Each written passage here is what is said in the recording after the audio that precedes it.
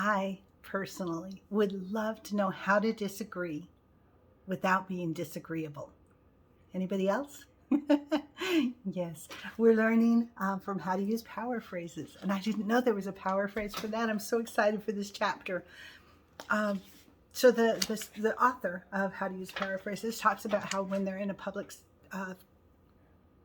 presentation and she's teaching these concepts, she relies on a lot of audience interaction. And somebody comes up with the most outlandish things. For example, somebody may, stand up and say, if someone's rude or uses sarcasm for me, I blow them away with my own sarcasm.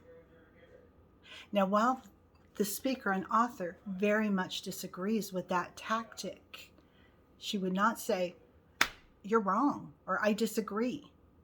What she does is she looks for a point of agreement, something good. What about that statement could possibly be true? And doesn't argue. She doesn't say, you know what, that approach, sarcasm for sarcasm, is Neanderthal and immature. No, she doesn't say that. That wouldn't help the gentleman. Instead, she might say something like, I understand the desire to do that. So understand it. Let's talk about some of the risks. And then she moves on to her points. Disagreeing without being disagreeable means finding points that you have in common and pointing them out first before you express any of your own wisdom. Okay, no one likes to be lectured. The longer you lecture, the longer they have, the longer you state your case, the longer they have to think of ways to disprove you and show that they're the right person. Instead of lecturing, say something like, you make good points. Here are some guidelines and policies and procedures that you might want to consider. And hit the topics. Let them go and dig in for some more information if they need, or ask questions as you go when the interest arises. Say enough to make your point and stop, but be really careful to avoid things like, everyone knows it isn't true, or we shouldn't be using this vendor. Instead, say things like, I have information from Dr. Martin and Dr. Jones that we might consider here. Or, this vendor isn't the best choice because they have a history of late shipments and charging for incidentals.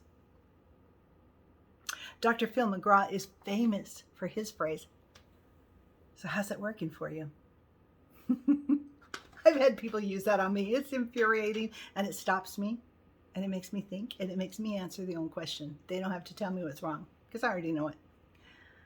Ask yourself, the thing to ask yourself is, what outcome do you want out of the conversation, and what words are most likely to get you those results? Pick your battles. You do not have to be right about everything. If it doesn't matter whether there are women broadcasters on the sides of football games, don't even, just let that go right by and talk about the things that matter. Avoid being sidetracked or mistaken goal, that proving that you are right and they are wrong.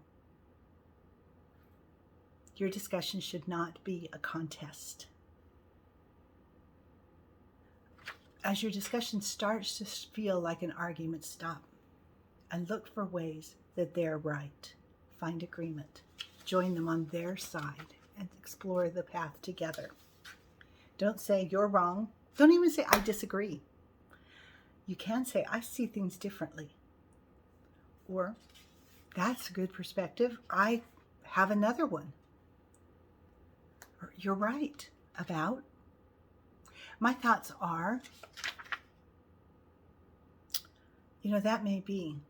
What really makes sense to me is, you might be right. Let's explore the facts and see. Okay.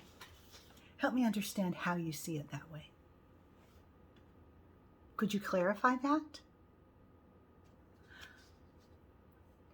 Now, that's an interesting perspective. Now, what if?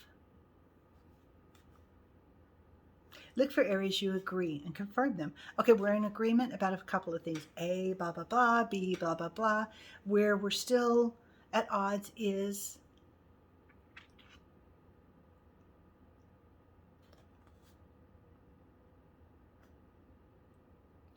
Leave out referring to universal principles when the real issue is subjective. People should consider others before wearing perfume. Why not just say what you mean? I'm sensitive to your perfume. People shouldn't gossip. I am uncomfortable talking about Judy when she's not here.